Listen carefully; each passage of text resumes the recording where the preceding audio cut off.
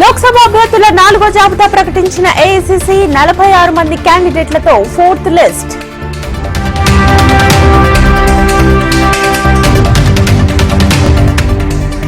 చేరలేని దూరం కాదు, దొరకనంత కాదు, తాను సామాన్య మనిషినే అంటూ సీఎం రేవంత్ ట్వీట్.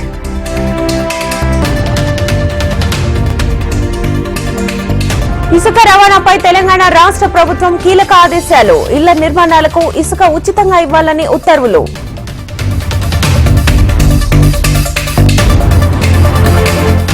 ఏప్రిల్ మొదటి వారంలో కాంగ్రెస్ బహిరంగ సభ. తెలంగాణ నుంచి లోక్సభ ఎన్నికల ప్రచారం ప్రారంభం.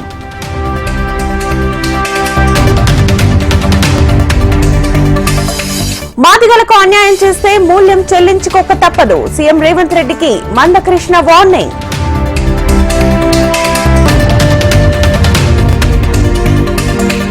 లోక్సభ అభ్యర్థులను ప్రకటించిన కేసీఆర్. ఎన్నికల్లో వ్యవహరించాల్సిన వ్యూహంపై చర్చ.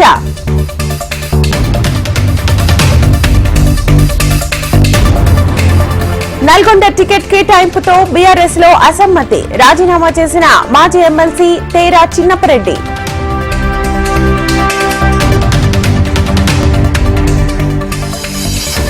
ఏపీ గవర్నర్ అబ్దుల్ నజీర్ కు అస్వస్థత. మణిపాల్ హాస్పిటల్లో చికిత్స.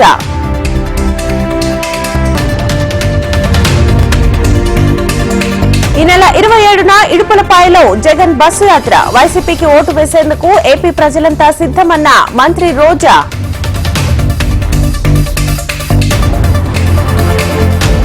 ఏప్రిల్ 3, 4 తేదీల్లో చిత్తూరు, తిరుపతిలో వైసీపీ సిద్ధం సభలు. మొత్తం 21 సభలు నిర్వహిస్తామన్న వైసీపీ నాయకులు. చంద్రబాబు కుప్పం పర్యటన ఖరారు. ఈ నెల 25, 26వ తేదీల్లో కుప్పంలో పర్యటించనున్న టీడీపీ అధినేత.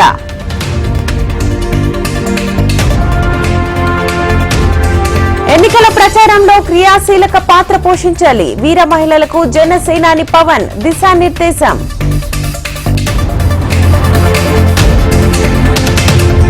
అరెస్టును సవాల్ చేస్తూ Kejriwal petition. Delhi CM petition ని కొట్టివేసిన ఢిల్లీ హైకోర్టు.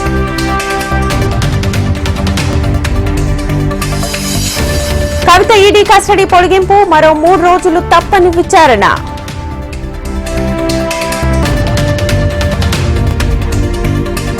లిక్కర్ కుంభకోణంపై ఎక్కడికైనా చర్చకు సిద్ధం. కేసీఆర్ కు సవాల్ విసిరిన కిషన్ రెడ్డి.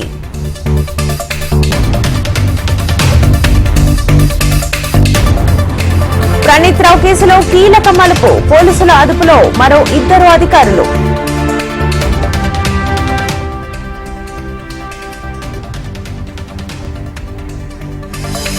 విశాఖ డ్రగ్స్ కేసుపై షర్మిల ఫైర్. ఏపీని కేర్ ఆఫ్ అడ్రస్ గా మార్చారన్న ఏపీపీసీసీ చీఫ్.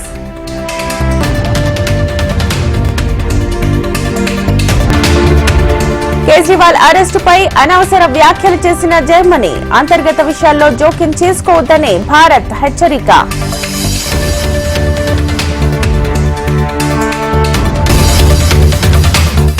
మాస్కో ఉగ్రదాడిపై పుతిన్ సీరియస్. బాధ్యులు భారీ మూల్యం చెల్లించుకోక తప్పదని వార్నింగ్.